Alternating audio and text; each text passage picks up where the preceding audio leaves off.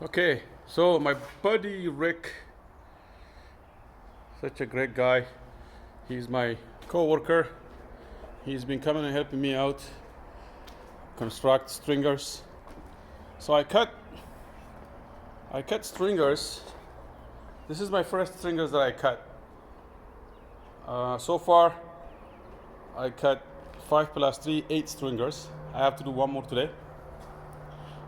And I messed up the first stringers really, really bad. Right? Nothing lines up. And I built this by watching YouTube. I followed one of YouTube videos. I don't remember which one. I think one was the best. So one of the YouTube video I followed that I found it to be the best is the one that uses template. I mean, a jig, not a template. So what I did was I built this jig, followed the YouTube video to build this jig. It's simple. My riser, a run and riser, right? So my run is 10 1/4 and my riser is 7. I think 7 1/4, right? So I cut a piece of lumber. I measure 10 1/4, make a line here and cut it.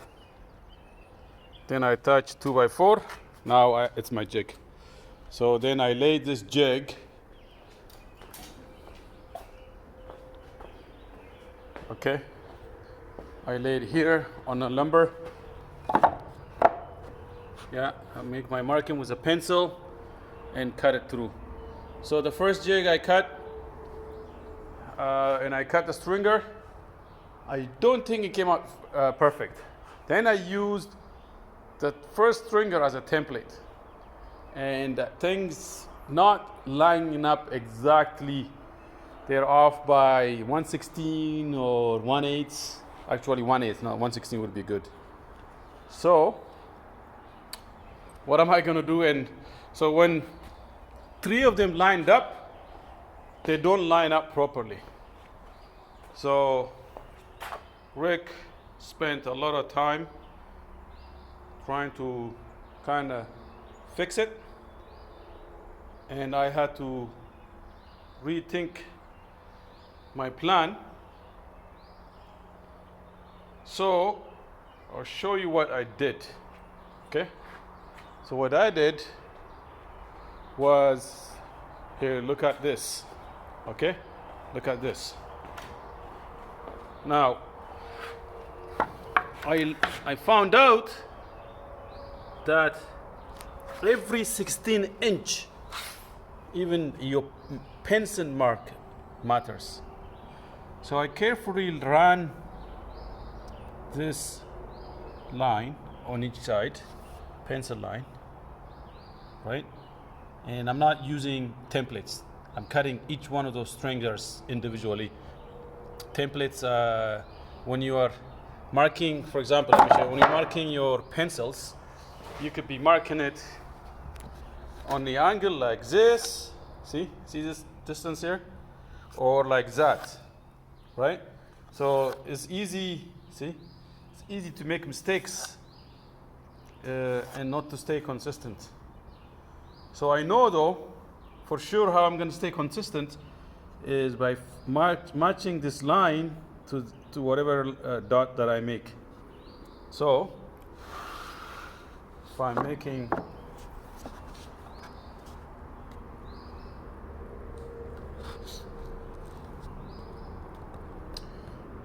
so I touch 45-degree touch the jig on the corner, make my line. So my line is really beside it, and on this side is the lumber curves, so I got to be careful, right? Kind of match it now, so I have my line. So next time I move the jig over. I'm just sharing this tip. I'm not showing how to do things. I'm sharing a mistake that I made and how I made it almost perfect. that the next thing was not. I improved on my mistakes. The next one. So you can see this line here is going to probably line up. That line that I marked is going to line up with the end of that triangle, and that's where I start my mark. Okay, you get what I'm saying? Now I did that, and I cut all of them, so you can see all these stuff that I cut. And blade is very important. Don't force a blade, just guide it. Also, when I was cutting at the beginning, I was forcing the blade, and I think I worn out the blade a little bit. But after 2-3 practice, I improved, and my stringers came out almost perfect. Almost perfect, you know. It came out smooth and beautiful. Not even like 1/16 of difference.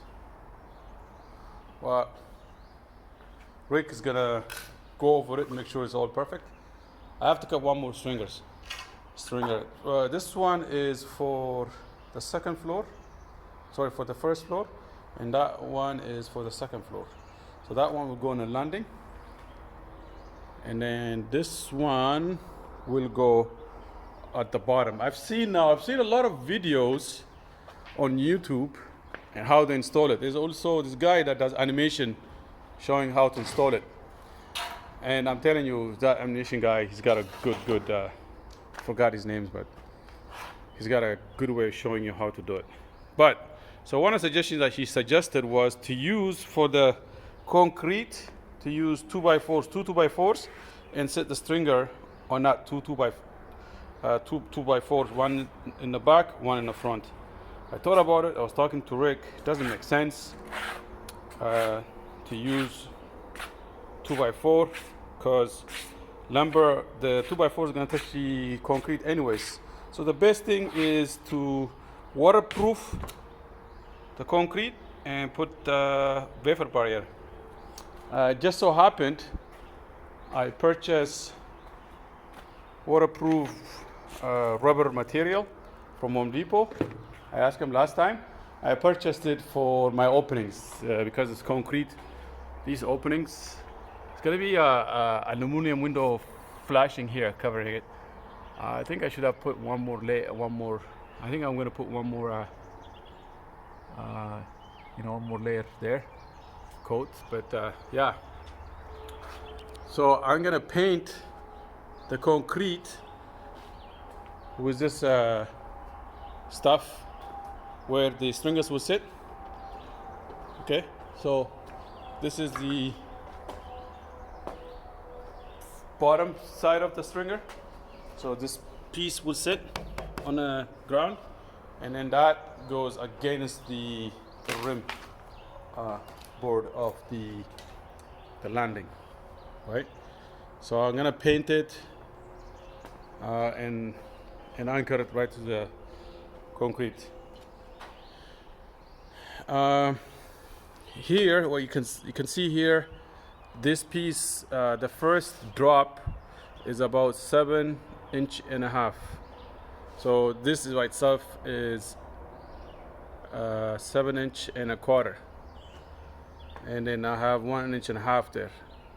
Well, each thread, each stringer will have, I'm using 2x12s as a thread, and I have a finished product on top, but I'm using 2x12. So they're gonna take up this much space anyways. So when I don't wanna, let's see, I'm videotaping, doing the same thing, these things at the same time. If I were to put the stringer as an example, I'm gonna show you. Okay, so here you go. Bear with me. I should have had my tripod, but anyways, so you can see here, if I were to place my stringer,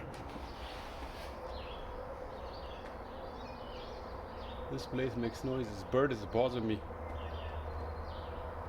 They're everywhere. They're even making a nest inside of the membrane, the vapor barrier. I feel bad for their nest, but I have no choice but to destroy their nest, man. It's got lots of nest here. So I have to have a space for the riser here, 7.5 inches. So that means this has to drop here. And how am I gonna hang it, right? You can see that one will be touching the ground at some point. So I have to run another rim here. And when I do that, I have another lumber, this one, 2x8, and that's gonna go right below this here, and I still have to support it. So that means another two right here, another 2x12, sorry, 2x4 to support the rim board. It's gonna be right here, right? And then the stringer is gonna go against it. So that's the plan, and I should be able to finish this by another day, and I should be able. 2 hours is every day. I've been spending 2 hours for a week after work. So yeah, it wasn't, at the beginning it was hard. It was a lot of thinking. It took me long hours. Then once I got a hang of it, it was easy. And I didn't make a mistake, and I was proud of myself. Okay.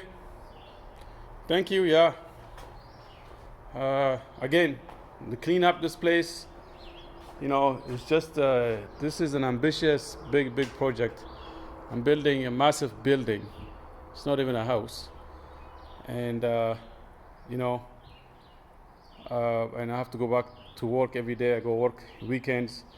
I've taken a week off now to undertake these next big projects, window installation and other things. So yeah, a lot of work. So that's why, you know, my place, the lumbers and stuff like that, I just do at the end of the day. Most of the time I'm by myself in here. I just go home, you know. So that's it. Thank you. Bye.